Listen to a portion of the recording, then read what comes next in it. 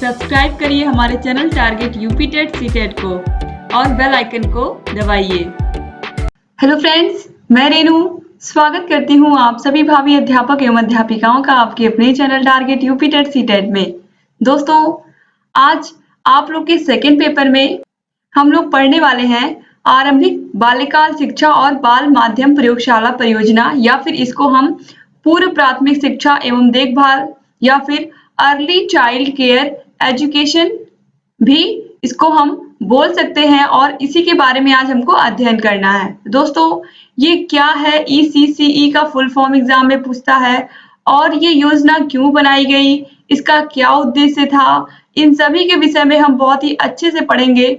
और इससे पहले कि दोस्तों जितने भी हम लोगों ने योजनाएं और सरकार के द्वारा चलाए गए कार्यक्रम हैं, उन सभी को ऑलरेडी पढ़ाया है। अगर आपने उन वीडियोस को नहीं देखा है तो उसकी लिंक आपको डिस्क्रिप्शन बॉक्स में मिल जाएगी, क्योंकि दोस्तों हम लोग लगातार जितनी भी योजनाएं आपको पढ़ा रहे हैं ये सब बहुत ही महत्वपूर्ण है आपके एग्जाम की दृष्टि से, और आपके एग्जाम में बहुत से क्वेश्चन इसी चैप्टर से बनते हैं, जो कि राज्य सरकार और केंद्र सरकार के द्वारा चलाई गई जो प्रमुख रूप से योजनाएं थी, जिससे प्राथमिक शिक्षा में नामांकन में वृद्धि हो सके। प्राथमिक शिक्षा का जो लक्ष्य रखा गया है, कम से कम कक्षा 1 से 8 तक की शिक्षा सभी बच्चे को मिले और बिल्कुल निःशुल्क मिले। तो इन सभी के विषय में आपको यहाँ पर लगातार सभी कार्यक्रमों के विषय में ध्यान से पढ़ना है, और अगर एग्जाम में अच्छे मार्क्स आपको गेन करने हैं तो इन सभी के बारे में आपको डिटेल में पढ़ना बहुत जरूरी है। इसीलिए एक एक कार्यक्रम को हम एक एक क्लास में पढ़ा रहे हैं, ताकि आप लोग अच्छे से समझते हुए चलिए, और कहीं भी कोई प्रॉब्लम हो तो आप लोग कमेंट बॉक्स में कमेंट करके हमसे पूछ सकें। दोस्तों चलिए अब स्टार्ट करते हैं। देखिए, यूनिसेफ की वित्तीय सहायता से राष्ट्रीय शैक्षिक अनुसंधान और प्रशिक्षण परिषद NCERT के निर्देशन में यह योजना 10 राज्यों में चल रही है। यानी कि जो ECCE योजना है, पूर्व प्राथमिक शिक्षा एवं देखभाल, ये 10 राज्यों में चलाई जा रही है।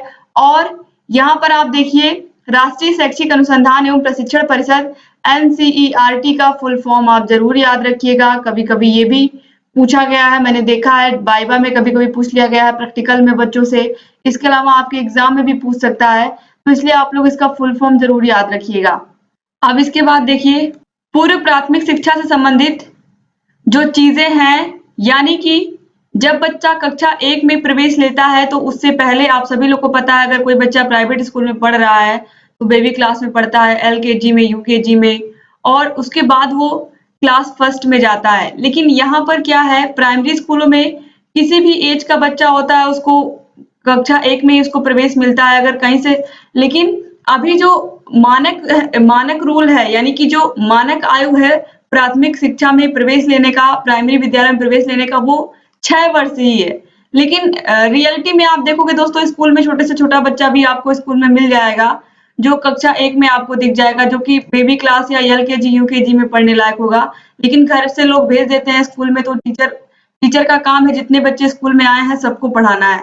लेकिन ये जो नर्सरी की एज होती है बच्चों की, यानी कि कक्षा 1 से पहले की, जिसमें जिस तरीके से हम नर्सरी में पौधों की देखभाल करते हैं, वैसे ही हमको नर्सरी में बच्चों की देखभाल करनी होती है। इसीलिए बच्चों की नर्सरी क्लासेस हम उनको कहते हैं, LKG UKG को, बेबी क्लासेस को। तो यहाँ पर भी नर्सरी किसको बनाया गया है, आप सभी लोगों को अच्छे से पता है कि नर्सरी बनाया गया है आंगनवाड़ी केंद्रों को, जहां पर कक्षा 1 से पहले के जो बच्चे होते हैं, जो कि पूर्व प्राथमिक शिक्षा उनको मिलती है आंगनवाड़ी केंद्रों में, जहां पर उन्हें पोषाहार भी दिया जाता है और साथ ही साथ उनको पढ़ाया भी जाता है। और इसके अलावा विभिन्न प्रकार के खेल खिलाए जाते हैं जिससे बच्चों का मनोरंजन हो, और बच्चे प्राइमरी स्कूल में आने से पहले बहुत सारी चीजें वहां पर सीख लें। इसीलिए स्पेशली प्राइमरी विद्यालयों की स्थापना की गई। इसके अलावा मैंने आपको ये भी बताया था कि बहुत सारी लड़कियां अपने छोटे भाई बहनों की देखभाल करती थी। जब उनके माता पिता खेतों में चले जाते थे तो वो लड़कियां अपने छोटे भाई बहनों का ख्याल रखती थी। इसकी वजह से वो स्कूल में पढ़ने नहीं आ पाती थी, क्योंकि बहुत सारी लड़कियां गाँव में वो घर का काम करती थी, खाना बनाती थी, और जब उनके माता पिता चले जाते थे काम पर तो वो क्या करती थी, अपने भाई बहनों की देखभाल करती थी और घर के बचे हुए काम करती थी।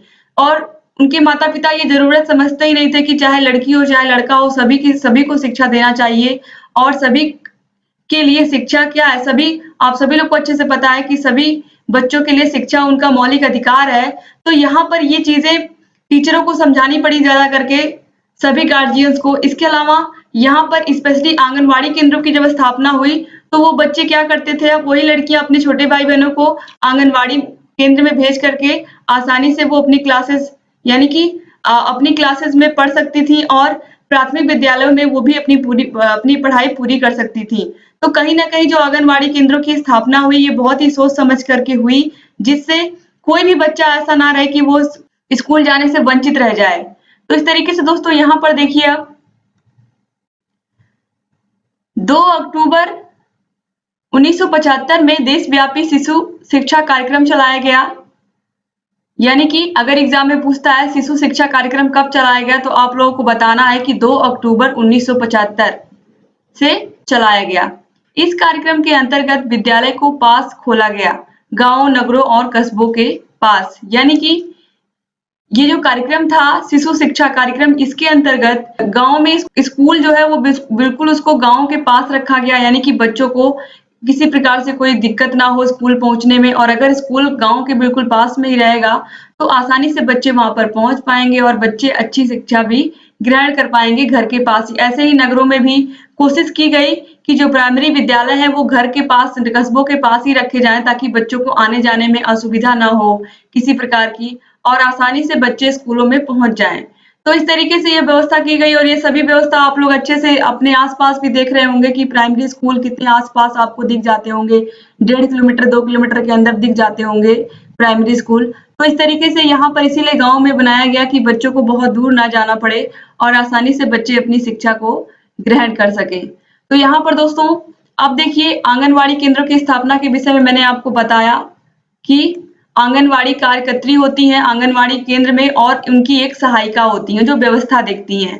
भाई बहनों को शिशु की देखभाल से मुक्ति मिल गई। जैसा कि मैंने आपको बताया कि जो लड़कियां स्कूल नहीं आ पाती थी अपने भाई बहनों को देखने की वजह से, अब वो लड़कियां भी स्कूल आने लगी और स्कूल आने से वो सिर्फ और सिर्फ केवल पढ़ाई नहीं करती थी वहां पर, बल्कि अपने मित्र, अपने सहपाठियों, अपनी सहेलियों के द्वारा वो लोग खेलती भी थी, अलग अलग प्रकार के खेल भी खेलती थी और अपने समूह में मिलकर के कोई ग्रुप वर्क अगर टीचर देते थे तो वो भी वो लोग करती थी।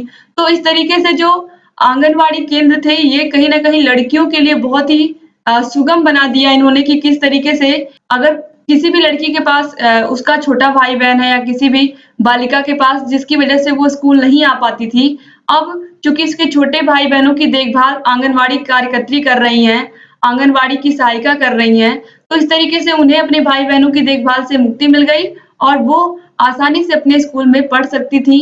और इससे क्या होता था, उनकी भी देखभाल हो जाती थी और शिशुओं को पोषाहार भी मिल जाता था और जो बच्चियां स्कूल में आती थी उनको भी स्कूल से भोजन तो मिलता ही है, ये आप सभी लोगों को पता है। तो इस तरीके से पूरी कोशिश की गई कि कोई भी बच्चा शिक्षा से वंचित ना रहे।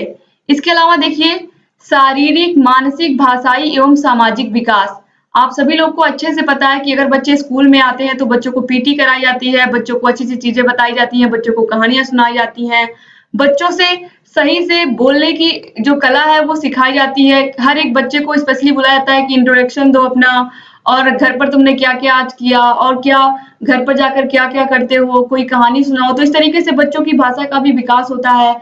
बच्चे सामाजिक मूल्य सीखते हैं जब वो स्कूल में आते हैं, विभिन्न प्रकार के बच्चों से मिलते हैं, क्योंकि आप सभी लोग को पता है कि कोई भी बच्चा, अगर कोई भी 2 बच्चे बिल्कुल सेम नहीं होते हैं, हर बच्चा अपने आप में यूनिक होता है और हर बच्चे की पसंद नापसंद अलग-अलग होती है। हर बच्चे को, किसी बच्चे को साइंस पसंद है तो किसी बच्चे को मैथ पसंद है, किसी बच्चे को हिंदी पसंद है, किसी बच्चे को कहानी सुनना पसंद है। तो ये सभी चीजें क्या होती हैं, हर बच्चे को एक दूसरे से डिफरेंट बनाती हैं। अब देखिए इसमें क्या-क्या चीजें क्रियाकलाप होती हैं। खेल, कहानी, गीत, वार्तालाप, भाषाई खेल, स्वच्छता, यानी कि जो आंगनवाड़ी केंद्र होते हैं उनमें बच्चों को खेल खिलाया जाता है, कहानी सुनाई जाती है, गीत के माध्यम से उनका मनोरंजन किया जाता है, उनसे बात की जाती है ताकि वो भी बात करें और अपनी बातों को किस तरीके से वो कहना सीखें, ये सभी चीजें उनको पहले से ही आंगनवाड़ी केंद्रों पर सिखाया जाता है। भाषाई खेल भी खिलाया जाता है जिससे उनकी जो भाषा है, जो शब्द है, भंडार है उनका बढ़े। स्वच्छता भी सिखाई जाती है। जब शुरू से बच्चे बचपन से ही स्वच्छता के बारे में सीखेंगे तो कहीं न कहीं आगे चल कर के वो साफ-सफाई का भी ख्याल रखेंगे और अपने आस-पास के वातावरण को स्वच्छ बनाने में मदद करेंगे।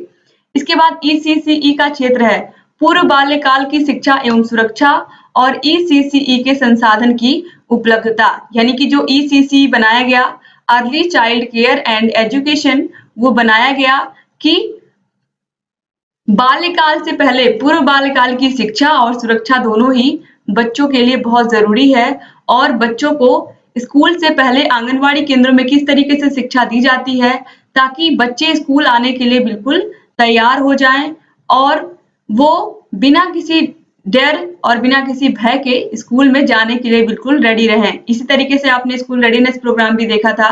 तो उम्मीद करती हूँ दोस्तों कि आप सभी लोगों को ये पूरा वीडियो समझ में आया होगा। ये ईसीसीई कार्यक्रम क्या था ये भी आपको समझ में आया होगा। इसका फुल फॉर्म बहुत पूछता है, इसलिए आप लोग जरूर इसको देख लीजिएगा अच्छे से और आप इसका नोट्स बनाते हुए चलिए। लगातार मैं आप लोगों को समझाती हूँ, जितना यहाँ पर मैं पढ़ा रही हूँ इसका नोट्स बनाना आप लोगों के लिए बहुत जरूरी है ताकि एग्जाम में केवल और केवल एक बार आपको इसको पढ़ना रहे। एक बार केवल एग्जाम में जाने से पहले आप देख लोगे तो आपको सारी चीजें याद आ जाएंगी। तो उम्मीद करती हूँ आज का वीडियो आपको पसंद आया होगा। वीडियो अच्छा लगा तो प्लीज वीडियो को लाइक कर दीजिए और आपके जितने भी फ्रेंड्स हैं सबको इस वीडियो को शेयर कर दीजिए। दोस्तों, अगर अभी तक आपने हमारे चैनल को सब्सक्राइब नहीं किया तो प्लीज तुरंत सब्सक्राइब करिए और बेल आइकन को जरूर प्रेस कर दीजिए, जिससे हम जो भी नई वीडियोस बनाते हैं उसका नोटिफिकेशन आपके पास पहुंच जाए और आप लगातार हमारे सभी वीडियो से ऐसे ही अपडेट रहें। दोस्तों, कोई भी न्यूज होती है आपके परीक्षा से रिलेटेड, आप लोग के प्रैक्टिकल से, कोई भी चीज होती है आपके प्रोजेक्ट कार्य से रिलेटेड, जितने भी आपके कार्य होते हैं सभी में आपका सहयोग करते हैं। तो आप लोग प्लीज इस वीडियो को अधिक से अधिक शेयर किया करिए, जिससे अधिक से अधिक हमारे डीएलएड के भाई बहन हमसे जुड़ सके। चाहे व्हाट्सएप ग्रुप में किया करिए, अपने कॉलेज ग्रुप में, जहां पर भी आपको सुटेबल लगे आप लोग जरूर शेयर कर दिया करिए। और दोस्तों, अगर अभी तक आप हमारे टेलीग्राम चैनल से नहीं जुड़े हैं तो प्लीज टेलीग्राम चैनल से जुड़ जाइए। टेलीग्राम चैनल का लिंक आपको इस वीडियो के नीचे डिस्क्रिप्शन बॉक्स में मिल जाएगा। इसके अलावा टेलीग्राम ऐप पर आप टारगेट यूपी टेट सीटेट को सर्च करके वहां से भी हमारे चैनल से जुड़ सकते हैं। तो उम्मीद करती हूँ कि आज का ये वीडियो आप लोगों को पसंद आया होगा और आप लोग के बहुत काम का होगा।